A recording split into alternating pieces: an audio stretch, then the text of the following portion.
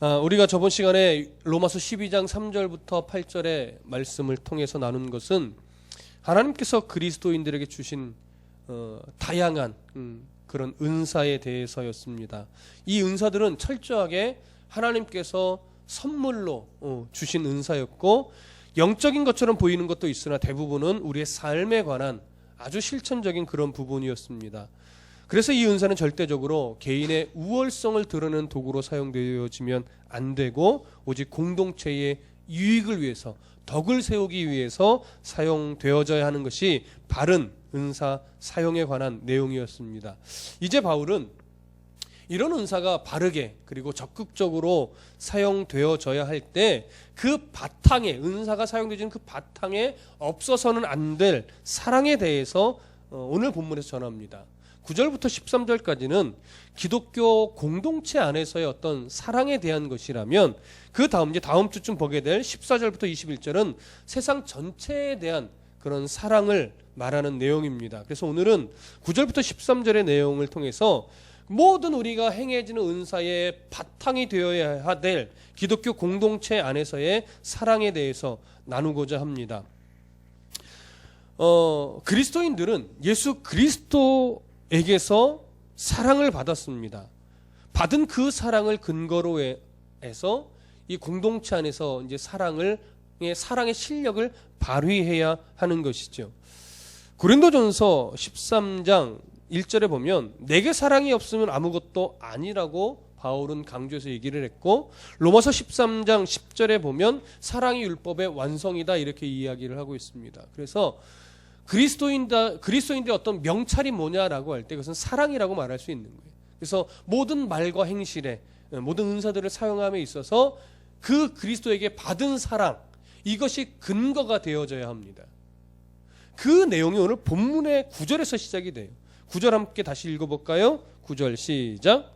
사랑에는 거짓이 없나니 악을 미워하고 선에 속하라. 자, 사랑에는 거짓이 없다라고 합니다. 여기서 사용된 사랑이라고 하는 단어는요, 헬라어로 아가페입니다. 우리가 최근에는 아가페라는 말을 자주 쓰기 때문에 익숙해요. 아가페라는 이름의 교회도 있고, 아가페라고 하는 이름의 카페도 있고, 아가페라고 하는 이름의 요양원도 있고, 굉장히 다양하게 쓰여집니다.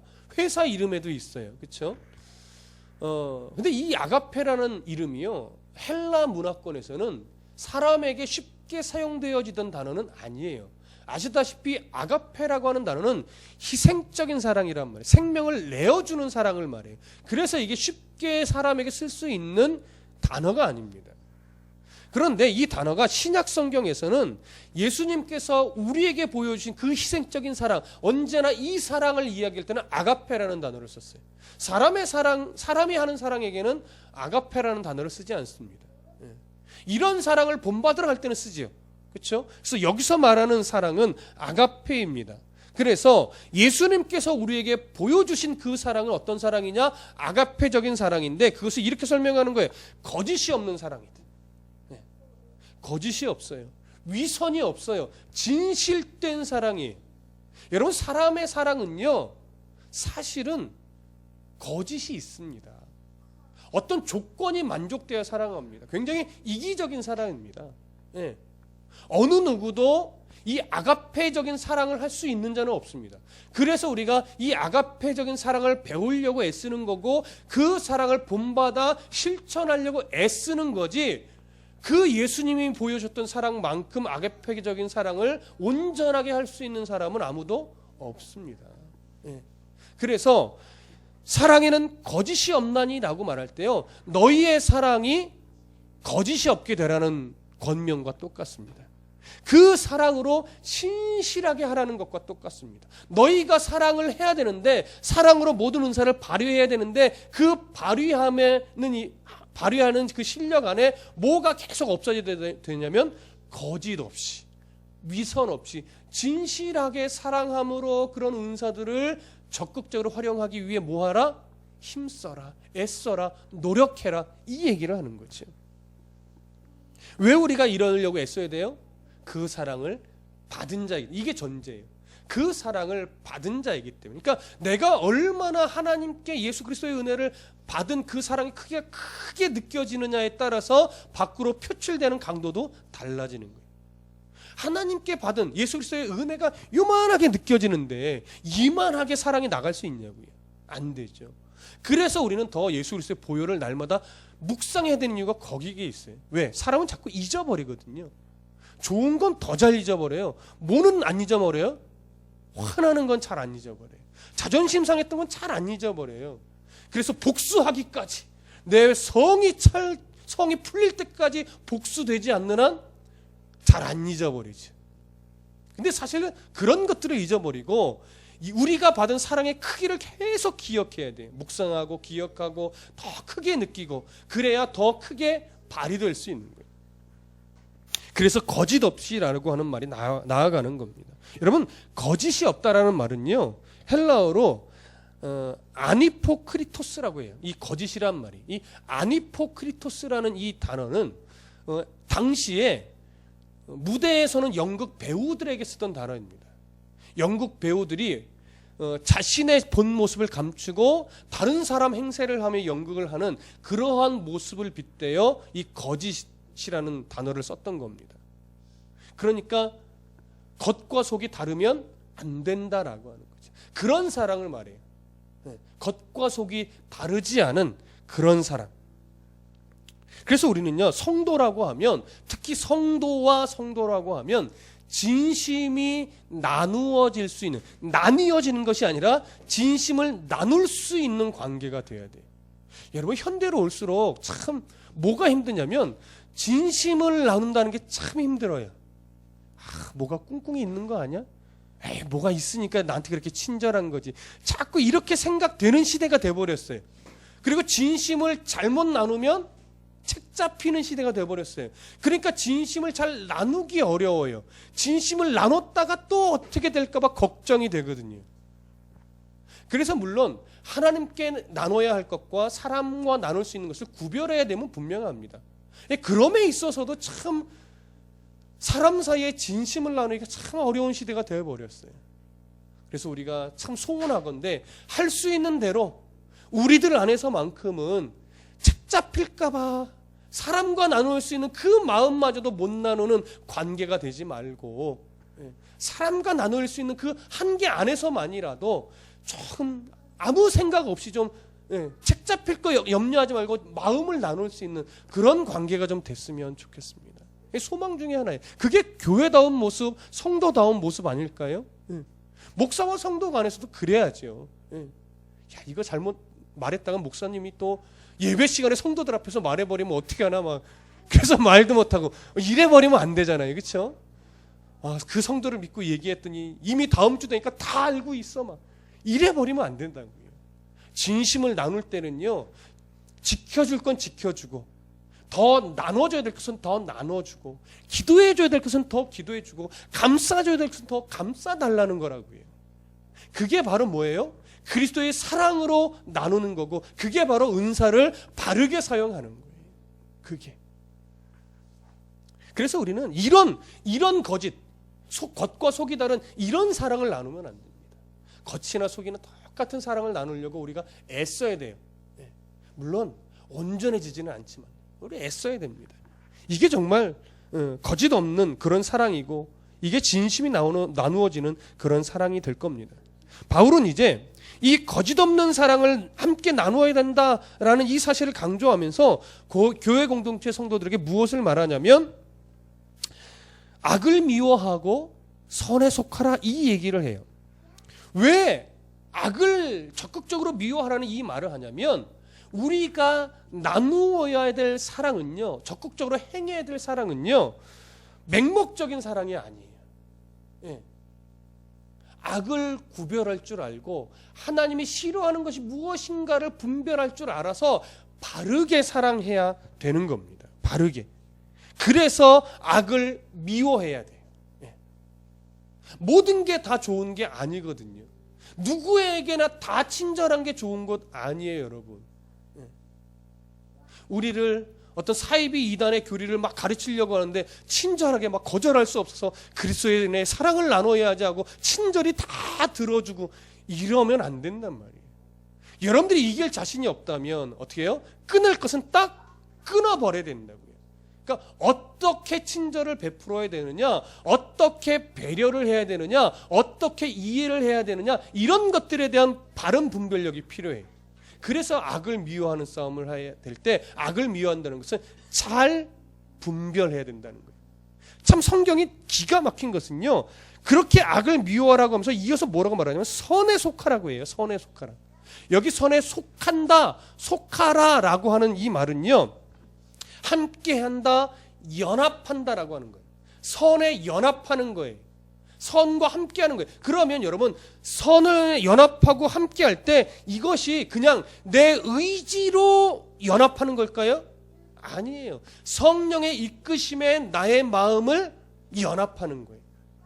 성령 하나님이, 우리가 성령 하나님을 늘 가까이 하고 기도하고 말씀을 읽고 예배하는 일에 충만하다 보면 하나님이 주신 마음이 사실은 우리 마음속에 늘 거해서 어떤 말을 하려고 할 때 이게 분별이 될 때가 있어요. 무뎌지면 그런 생각 안 하지만 계속해서 그 말씀 가운데, 기도 가운데 거하는 삶을 살다 보면요, 뭔가 말을 할 때 이게 하나님이 기뻐하는 말일까? 이렇게 하면 안 되는 거 뻔히 알 때가 있다고요. 행동도 마찬가지고. 그때 어떻게 하라는 거예요? 그때 마음에 성령 하나님이 싫어하는 것이다 느껴지면 과감하게 안 할 수 있는 이 분별력, 이 연합이, 그때 바르게 순종하는 거, 그때 잘 순종하는 거예요. 하나님이 입을 막으면 아무리 간지러워도 뭐예요? 열지 말아야 되는 거예요. 열지 말아야 되는 거예요.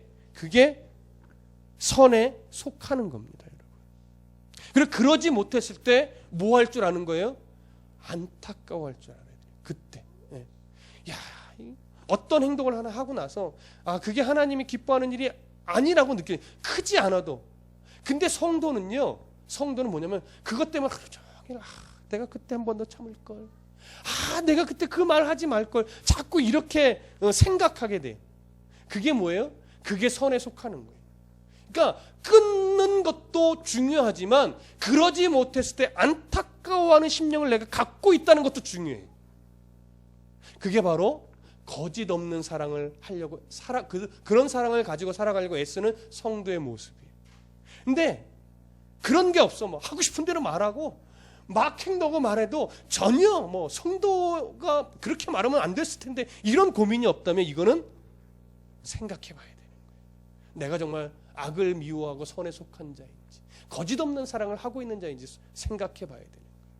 여러분, 이런 안타까움, 또 이런 싸움들이 여러분 우리 가운데 적극적으로 필요합니다. 우리 공동체 안에 이런 사랑을 잘 해나가면 참 건강한 공동체가 되겠죠. 이제 10절로 가보시겠습니다. 10절 함께 읽어봅니다. 시작.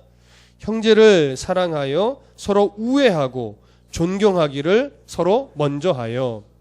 여기 보면 중요한 표현 3가지가 나옵니다. 뭐냐면 사랑, 우애, 존경입니다. 교회 공동체 안에 있어야 아주 중요한 덕목으로 이 3가지를 제시하고 있는 건데, 여기서 기록된 사랑은 앞에서 말한 아가페의 사랑을 말하는 것이 아니라 여기에 기록된 사랑은 필라델피아입니다. 그러니까 이 필라델피아라고 하는 사랑은요, 특히 헬라어에 필로라고 하는 접두사가 붙으면 이건 가족에 관계된 이야기예요. 그래서 필라델피아, 이것은 형제 간의 사랑을 말하는 겁니다. 형제 간의 사랑. 그리고 뒤에 2번째로 우애라고 번역을 해놓은 것은요, 조금 번역이 좀 약하긴 한데 이게 필로스 톨기아라고 하는 건데, 이 사랑은 자녀에 대한 부모의 지극한 사랑을 말해요. 그래서 필로라는 말이 앞에 접두어로 붙는 거예요. 가족에 관계된 거. 자녀에 대한 부모의 지극한 사랑. 그래서 우애로 번역하는 것보다는요, 때로는 헌신 이렇게 번역하는 게 더 좋아요. 자녀에 대해서 헌신적인 부모의 사랑이기 때문에 서로 헌신하고 이렇게 번역하는 것이 사실은 더 좋아 보입니다. 그 다음에 존경하기를 할 때 존경은 티메라고 하는 단어인데, 이것은 다른 사람을 가치 있게 여기는 그런 자세입니다. 우리가 알고 있다시피 그런데 여기서 나타나고 있는 존경은요, 어떤 사람이 가지고 있는 내면적인 성품이나 또는 사회적 신분이나 어떤 부로 인해서, 그래서 인간적인 평가를 함으로 인해 저 사람은 존경받을 만하다, 이렇게 나타나는 존경을 말하는 게 아니에요. 그러니까 존경받을 만한 어떤 위치에 있거나 뭘 가지고 있어서 하는 그런 존경이 아니라 그리스도 안에서 한 가족이기 때문에 그것을 인정함으로 조건 없이 존경을 해 주는 거예요. 그런 존경을 말하는 것이 바로 티메라고 하는 단어입니다. 그렇기 때문에 오늘 10절에서 말하고 있는 형제를 사랑하고 서로 헌신하듯이 우애하고 그 다음에 존경한다라고 하는 이것은요, 사람의 어떠함과 상관없이, 그 사람이 가지고 있는 어떤 내외적인 조건과 상관없이 그저 하나님의 형상대로 지음받은 성도이며 주 안에서 한 가족된 지체라는 그 이유만으로 존경을 하는, 그 이유만으로 사랑하고 헌신해 줄 수 있는 그런 자세를 말하는 겁니다. 거기서부터 시작될 수 있는 그런 사랑을 말하는 것이죠. 그래서 참 재밌어요. 이 성경이요, 그래서 형제를 사랑하는 것, 서로 우애하는 것, 존경하는 것을요, 뭐라고 말해요? 서로 먼저 하라고 해요. 서로 먼저 하라. 왜 서로 먼저 하라고 그러는 걸까요? 조건 없이 해야 되는 거기 때문에, 기브 앤 테이크식이 아니기 때문에 그렇습니다. 조건 없이, 기대함 없이, 어떤 꿍꿍이 없이 그저 그 사람 자체가 하나님의 형상으로 지음받은 자고 그도 하나님의 은혜를 덧입은 자며 주 안에 한 가족이기 때문에 때로는 나랑 참 맞는 성향의 사람이 아닐지라도, 그래서 늘 좀 불편한 사람이라 할지라도 뭐 하는 거예요? 먼저 사랑하고 먼저 섬겨주고 먼저 존경해주는, 이걸 노력하는 거예요. 근데 이걸 나만 하라는 것이 아니라 서로 하라는 거죠, 여러분. 그러니까 어떤 사람은 아직 이 진리를 모르니까 받으려고만 하지. 그럴 때 그 사람은 너는 왜 안 해? 이렇게 나가면 안 되는 거예요. 너는 왜 안 해? 이런 생각하지 말고 그냥 하라는 거예요. 이게 은사를 바르게 사용하는 방법입니다. 이것이 바로 그리스도의 사랑을 가지고 행하는 은사의 내용입니다. 조건 없이, 꿍꿍이 없이. 그래서 우리는 먼저 해야 됩니다. 여러분, 오늘 좀 마음에 이렇게 결심하셨으면 좋겠어요. 그래, 내가 먼저 해야지. 내가 먼저 손을 내밀고, 내가 먼저 그냥 이해하고, 내가 먼저 용납하고, 내가 먼저 섬겨주고, 거기서 그리스도의 사랑의 뿌리가 내리는 거지. 그래, 내가 밑거름이 되고 내가 미랄이 되자. 이게 우리에게 오늘 있어야 될 결단입니다. 자, 11절 이어서 보겠습니다. 함께 읽습니다. 시작. 부지런하여 게으르지 말고 열심을 품고 주를 섬기라. 이 구절을 보면요, 바울의 어떤 매우 실천적인 권면으로 이제 들어가는데 두 가지 권면인 것처럼 보여요. 첫째는 부지런하여 게으르지 말라라고 하는 권면과 열심을 품고 주를 섬겨라라고 하는 권면처럼 보이는데, 헬라어 성경으로 보면 사실 세 가지로 나눠져 있어요. 첫 번째는 부지런함에 있어서 게으르지 말아라. 그리고 열심을 품고라는 말은요, 성령의 열심을 내라, 이 얘기예요. 그 다음에 세 번째는 주를 섬겨라. 주님께 종노릇 해라. 이런 세 가지 권면으로 나눠지는데 좀 구체적으로 살펴볼게요. 처음에 부지런하여 게으르지 말라, 이 얘기를 하죠. 근데 한번 생각해 보세요. 말이 안 돼요. 부지런한데 게으를 수 있어요? 부지런하여 게으르지 말라. 물론 게으른 삶을 정리하고 부지런해라 이런 말로 받을 수도 있는데, 부지런함으로 게으르지 말라, 어떻게 생각하면 말이 안 되는 거예요. 부지런한 건 부지런한 거고 게으른 건 게으른 건데, 부지런함으로 게으르지 말라 할 때 사뭇 충돌되게 여길 수도 있어요. 본래 이 게으르다라는 말은요, 헬라어에서 오크네로인데, 이 말은 우리가 이해하고 있다시피 피곤하고 때로는 나태하고 때로는 우유부단하고 때로는 소심해서 뭔가 적극적으로 못하고 주저주저하는 이런 상태를 말하는 겁니다, 원래는. 근데 이게 신약 성경에서는 주로 어떠한 의미로 사용되어졌냐면, 하나님께서 내게 주신 은사가 있어요. 달란트가 있어요.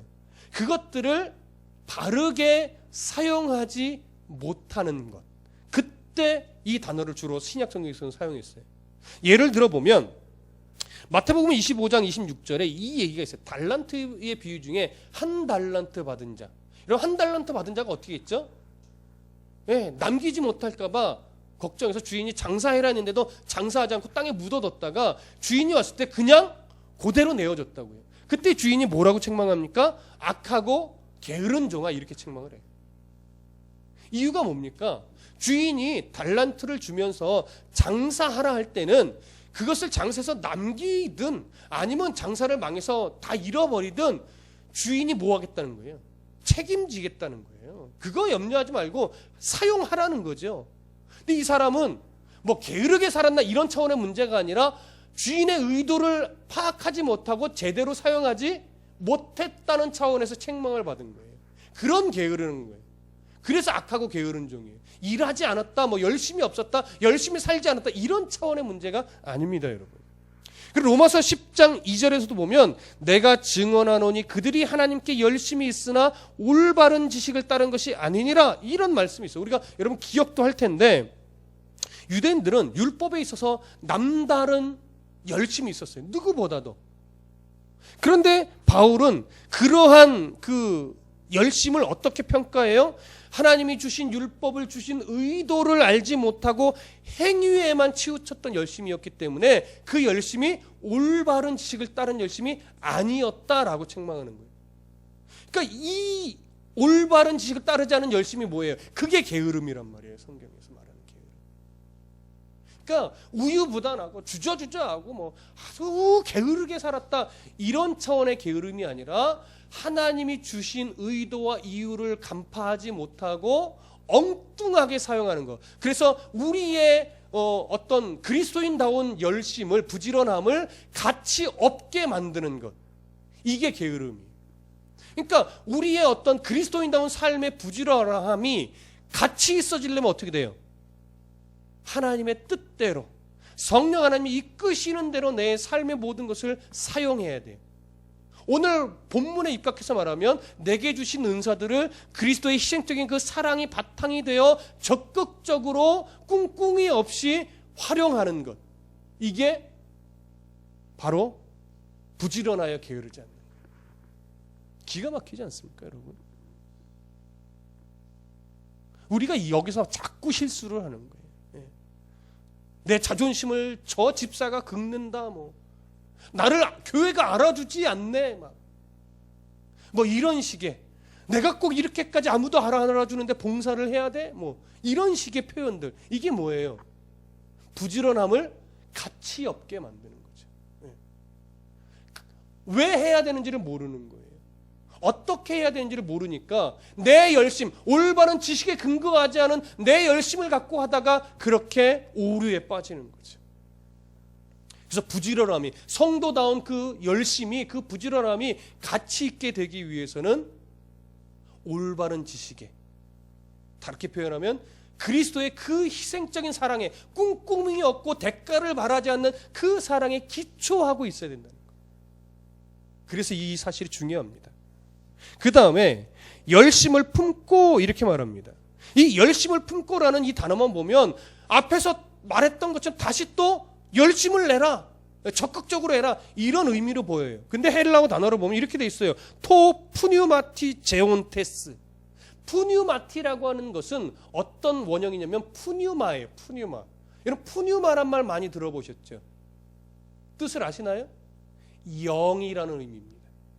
하나님의 영. 그래서 주로 사람의 영을 지칭하기도 하지만 푸뉴마 하면 성령을 말하는 거예요. 성령, 푸뉴마.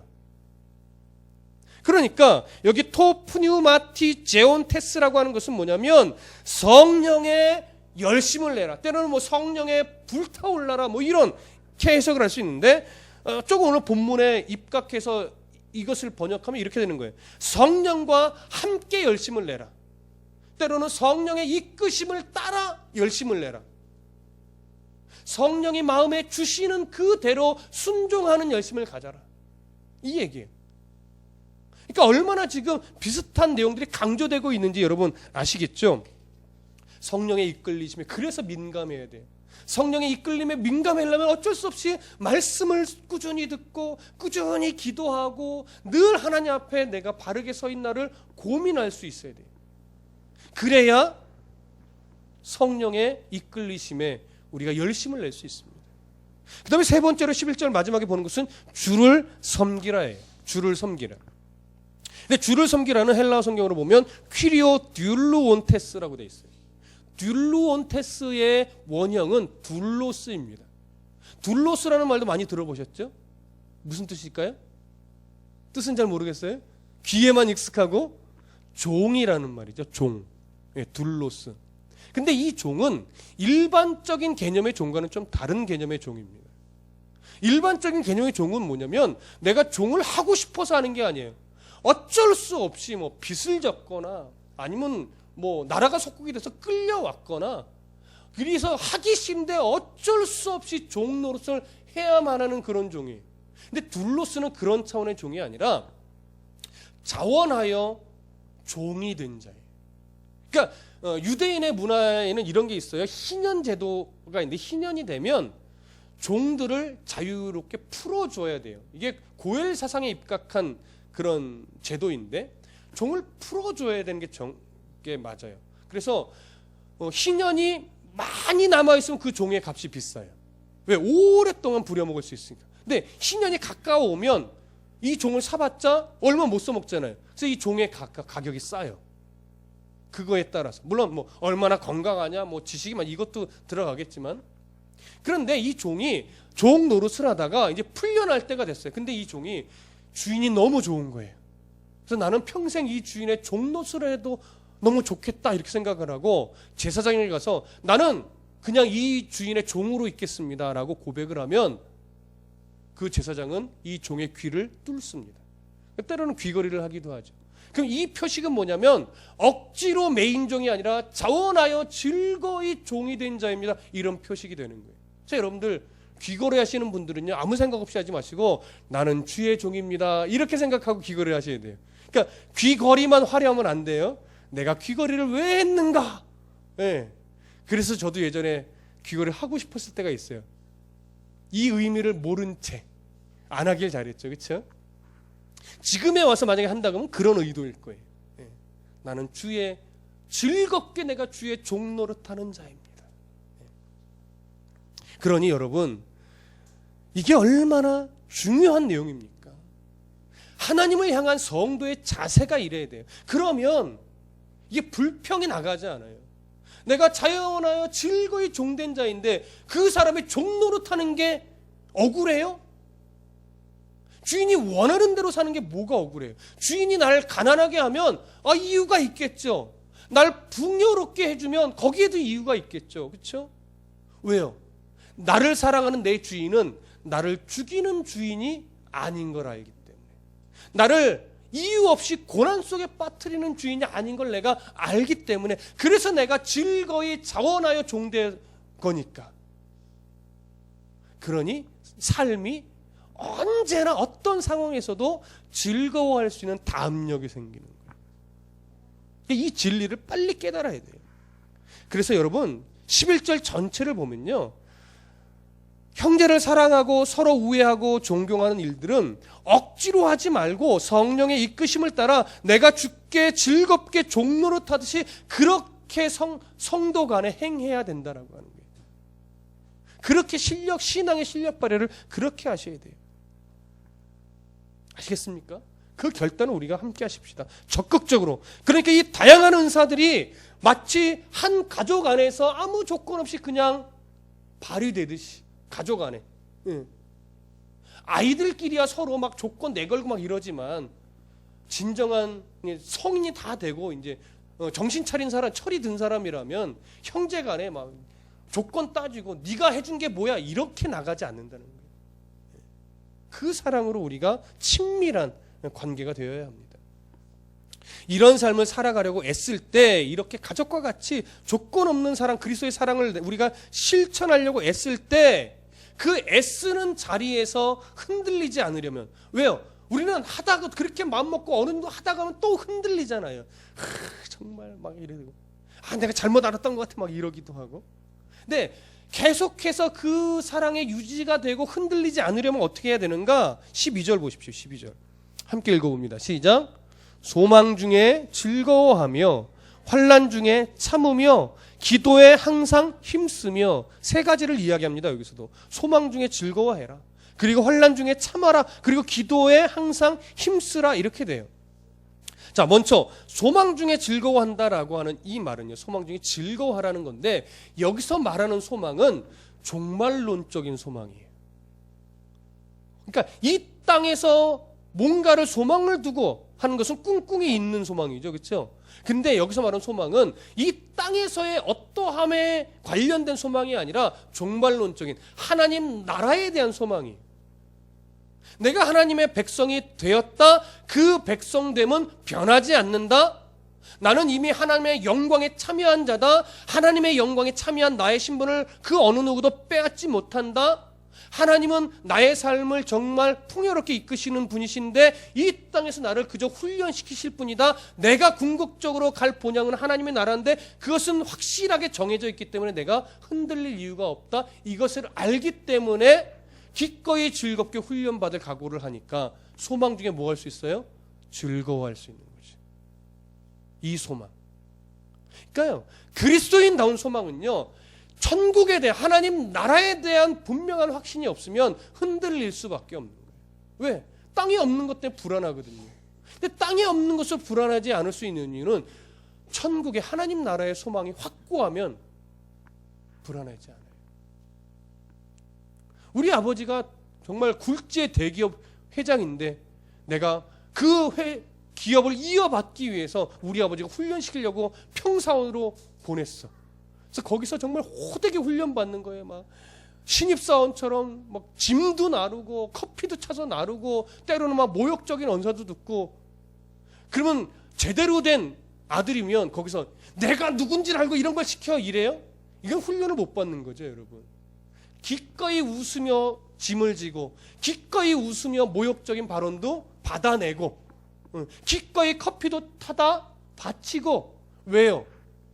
이게 다 내 거거든. 그래서 이것을 내가 잘 쓰기 위해서 훈련을 받는데 그 훈련이 고되다고 때려쳐요? 내가 이놈의 회사 내가 안 이어받고 말지 내가 하고 발로 땅 차고 나가버려요? 그게 진짜 바보죠, 여러분. 그게 진짜 바보죠. 하나님의 나라가 내 것인데 우리는 자꾸 땅의 것 때문에 전전긍긍한다고요.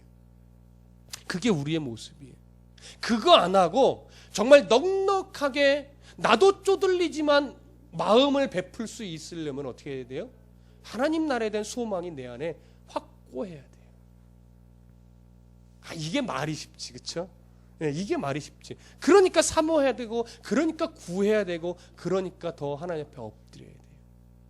그래서 이 마음만 내 안에 풍성해봐요. 뭐가 막 안절부절할 일이 뭐가 있습니까? 넉넉하죠. 저도 더 그래서 넉넉한 목회자였으면 좋겠고 여러분들도 그래서 더 넉넉한 성도였으면 좋겠습니다. 이게 바로 소망 중에 즐거워하는 거예요. 그 다음에 환난 중에 참으라고 말합니다. 여러분, 이 소망 중에 즐거워하는 삶을 살아나갈 때요, 이 소망이 실현되고 완성되는 건 마지막 때예요. 그렇죠? 예수님이 재림하셔서 우리를 하나님의 나라로 데려갈 때 완성이라고요. 그러니까 그때까지는 훈련이기 때문에 뭐예요? 환난이 내 삶에 있을 수밖에 없는 거예요. 환난이 없는 성도는 없어요. 누구나 다 있어요. 그래서 환난 중에 참으라고 하는 거예요. 왜? 이 환난이 훈련이니까. 걷어차면 안 되는 훈련이니까. 환난은 종말의 시대를 살아가는 성도에게 피할 수 없는 환난이, 피해지지가 않습니다, 여러분. 하나님이 없애주지 않습니다. 그러면 훈련이 안 되니까. 환난의 배경에는 악한 사단이 있습니다. 그래서 늘 힘듭니다. 악한 사단이 그 배경에 있기 때문에. 그럼에도 불구하고 우리에게 참으라 라고 권면하는 이유는 뭐냐면, 그 환난이 우리를 넘어뜨리고 죽일 것 같지만 하나님은 우리를 붙잡으신 그 손을 절대 놓는 법이 없고 우리를 다듬고 만들어 가시는 일에 실패하시거나 실수하시는 분이 아니기 때문에, 그래서 끝끝내 하나님 나라의 백성으로 완성시키는 데 있어서 하나님은 완벽하신 분이기 때문에, 왜 그것을 알기 때문에 참으라라고 권면하는 거예요, 여러분. 혹시나 하나님이 실수하시는 분 아니기 때문에.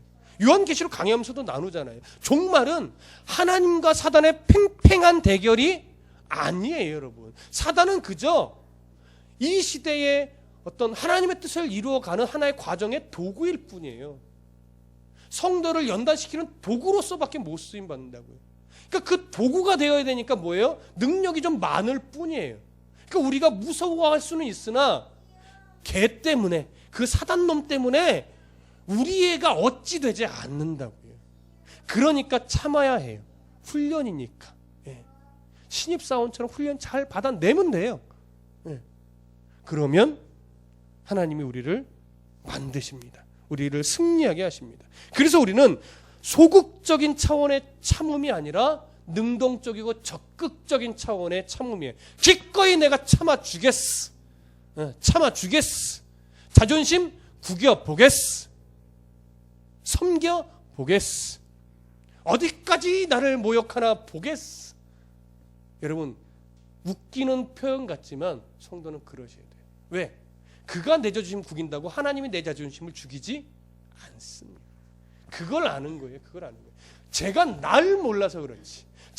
내가 어떤 존재인지 모르니까 그러는 것 뿐이에요. 알면 얼마나 부끄러울까 그 생각을 해야지. 저 사람이 하나님을 만나 내 존재됨과 자기의 존재됨을 알면 그랬던 나를, 자기를 얼마나 창피해할까 이 생각을 하면요, 기꺼이 자존심 구겨져 주는 거예요.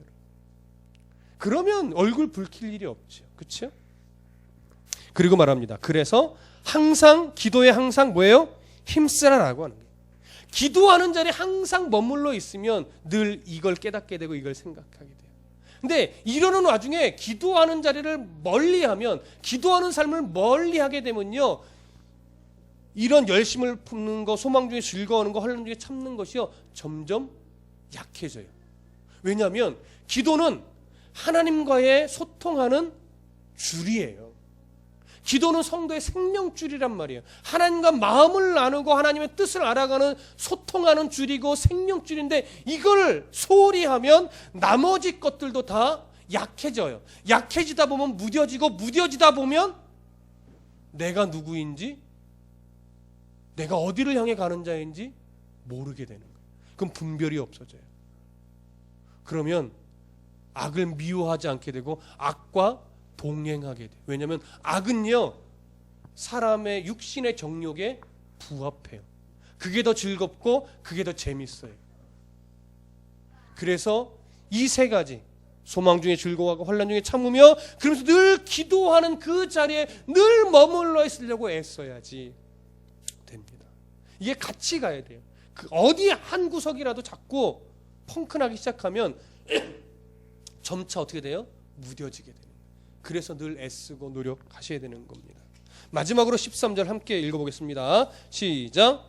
성도들의 쓸 것을 공급하며 손 대접하기를 힘쓰라. 자, 바울은요, 공동체 안에서 그리스도인의 사랑을 가지고 은사를 활용하라는 권면을 이 말씀으로 정리를 해요. 성도들의 쓸 것을 공급하며 손 대접하기를 힘쓰라. 당시에는요, 로마가 세계를 붙잡고 있었기 때문에 속국에 대해서 관대한 정책도 있지만, 때로는요, 이때는 세금을 무리하게 부과하기도 했고요, 토지를 몰수하는 등 재정적인 압박을 가하기도 했어요. 특히 기독교인이다라고 하면 기독교인에 대한 인식이 자꾸 나빠지는 시기에는요, 기독교인이라는 이름만으로도 재산을 막 몰수해가고 어떤 상업적인 활동도 못하게 막고 막 이렇게 심해져 갔다고요. 그러니 교회 안에 유대인 기독교인들도 있고 이방인 기독교인들도 있는데 1차적으로는 유대인 기독교인들이 참 힘들어졌었습니다. 그러다가 물론 이방인 기독교인들도 힘들어지죠. 그러니까 어떻게 돼요? 서로 돕지 않으면 살아갈 수 없는 거예요. 그러니까 이 당시는 대부분 이것이 물질적인 도움이에요. 먹을 것에 대한 도움이 있고 입을 것에 대한 도움이고 재정에 대한 도움이에요. 이때는. 그러나 오늘날은요, 물질에 대한 서로의 도움도 필요하지만 물질뿐만이 아닙니다. 여러분, 물질은 쉽게 나눌 수 없는 시대가 돼버렸어요. 그렇죠? 그래서 제가 여러분들에게 권면하기는, 물질을 나누려면 어떻게 하라? 받지 못해도 시험 들지 않을 정도의 수준 안에서만 나눠라. 그렇지 않은 수준을 넘어서면 절대 거래를 하면 안 돼. 왜? 사단이 틈타는 건 거의 100%입니다, 여러분.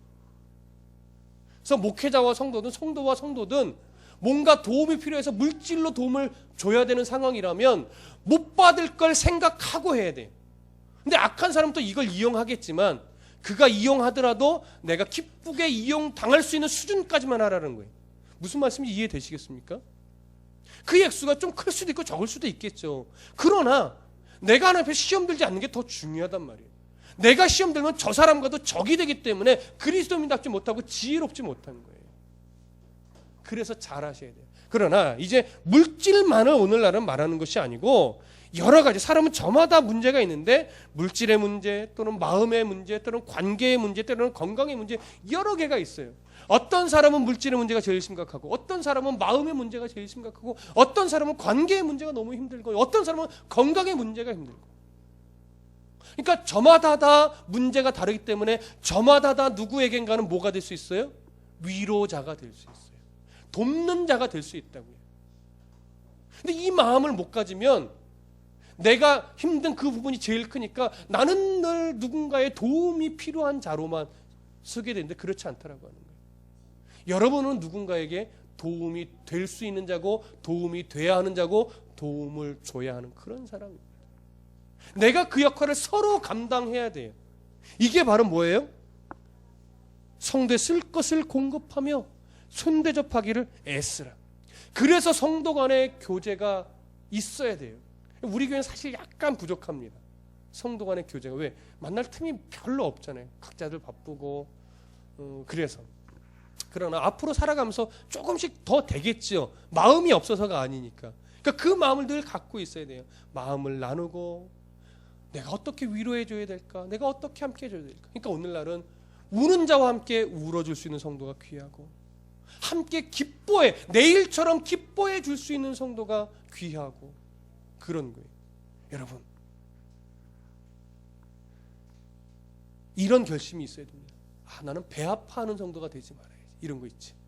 배 아파하지 마세요. 그 다음에 고소해하지 마세요. 무슨 어감인지 아시죠? 고소해하는 성도가 되면 안 돼요. 이해할 줄 알고 용납할 줄 아는. 그래서 진심이 오해되지 않도록. 그러니까 진심을 오해하여 받지도 말고 진심을 오해하지도 않으려고 애를 쓰고 그러다 보면 진심이 나눠지는 거예요. 오해하려고 안 하고 노력하고 오해 안 주려고 노력하면 그게 서로 간에 되면 진심을 나눌 수 있는 관계로 이제 되지요. 그러다 보면 어떻게 돼요? 서로 쓸 것을 공급하며 손대접할 수 있는 성도가 된다고요. 그렇게 이런 애씀과 이런 노력 안에서 하나님 기뻐하는 교회 공동체가 되고 하나님 기뻐하는 성도가 되며 그런 나눔과 애씀이 가족 안에서도 실행되면 정말 하나님 기뻐하는 건강한 가족 공동체가 되겠죠. 우리 안에 이런 은혜가 가득하길 소원합니다. 기도하겠습니다.